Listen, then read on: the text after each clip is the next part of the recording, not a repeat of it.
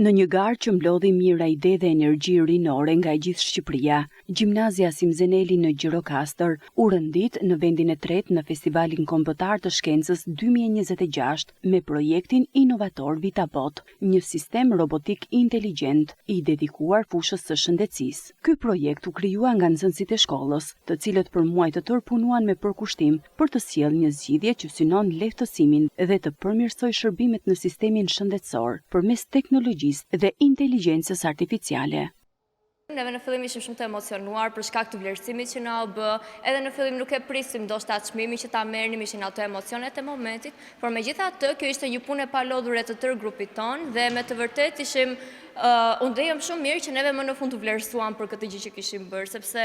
në fund të fundit neve bërëm diçka për të ndihmuar shoqërinë. Ka shumë probleme në mjekësinë e ditëve të sotme, fenomeni i rishpetit pasiv, fenomeni i mbigarkesës së personelit dhe neve donim të jepnim një zgjidhje më të thjeshtë secilës prej këtyre. Projekti jon konsiston në ndërtimin e një roboti mjekësor, i cili si fillim mat pulsin, EKG-t, oksigjenin, nivelet e gjakut e të tjerë, pra mat njësër veprimtarisht e cila ndodhin brenda organizmit të njeriut për të qenë kështu një objekt më i lehtë për mjekët dhe për infermierët që të marrin të dhëna në kohë reale.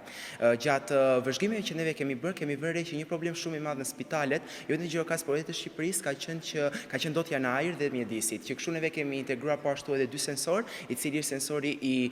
lagështirës dhe po ashtu i temperaturës së mjedisit, në mënyrë që të jetë një komponent sa më i mirë pra roboti, që të masi dhe sensorët biometrik, por në të njëjtën kohë edhe ata të ambientit. Në të njëjtën kohë neve kemi integruar një ekran dhe një website që të dhënat e pacientit integrohen në kohë reale dhe ekspozojnë në kohë reale si në website-in po ashtu edhe në ekranin qendror të robotit. Mësuesja e matematikës dhe njëkohësisht koordinatorja e projektit, Vjolca Muço, vlerëson angazhimin e nxënësve dhe thekson se puna e nisur që në janar ka dhënë fryte të rëndësishme jo vetëm në rezultate, por edhe në formimin e tyre shkencor dhe krijues. Si fillim ishim skeptik për arsye sepse mendonim që a do kishim ne këtë burim të përfaqësoheshim, por duke u përcjell të nxënësit, ky festival na doli shumë rezultativ. Si fillim ishin 6 projekte që merrnin pjesë në shkollën tonë, pasi u kthyen disa të tjera për arsye të punës dhe për arsye të temës që kishin,